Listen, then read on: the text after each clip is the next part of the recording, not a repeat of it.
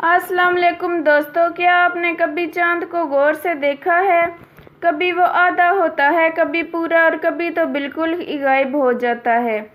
लेकिन क्या आपने कभी ये सोचा है कि आखिर चांद के साथ ऐसा क्यों होता है? क्या चांद छोटा होता रहता है या इसके पीछे कोई और राज है?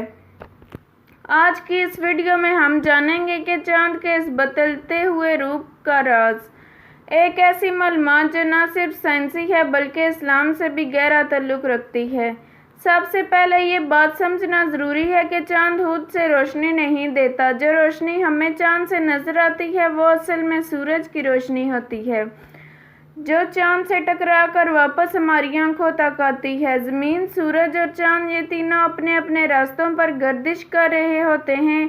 जब इन तीनों की पोजीशन ज़ाविया तब्दील होता है तो चांद का रोशन हिस्सा भी हमें अलग अलग नज़र आता है।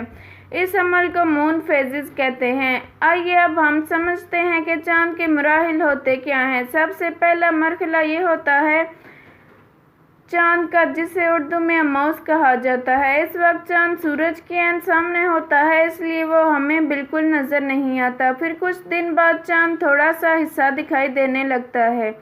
इसे हिलाल कहते हैं, यानी पतला सा चांद, जिसे हम रमज़ान के आगाज़ और ईद के तौर पर पहचानते हैं। फिर चांद आधा हो जाता है, इसे कहा जाता है निस्फ कमर। इस वक्त सूरज की रोशनी चांद के आधे हिस्से पर पड़ रही होती है। और फिर आता है पूरा चांद।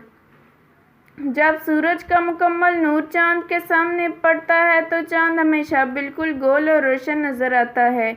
ये पूरा सिलसिला तकरीबन 29 दिन में मुकम्मल होता है और इसकी बुनियाद पर इस्लामी कैलेंडर यानी हिजरी कैलेंडर तय किया जाता है। इस्लाम में चांद की बहुत अहमियत है। रोज़े, ईद, हज, सब कुछ चांद के देखने पर मुनहसर है।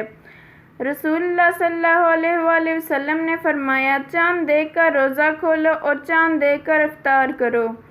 चांद हमेशा पूरा होता है, लेकिन हमें इसका जितना हिस्सा रोशनी में नज़र आता है हम सिर्फ इतना ही देख पाते हैं। ज़िंदगी भी चांद की तरह है, कभी मुकम्मल, कभी आधी, कभी अंधेरों में छुपी हुई, लेकिन हमें सब्र करना चाहिए।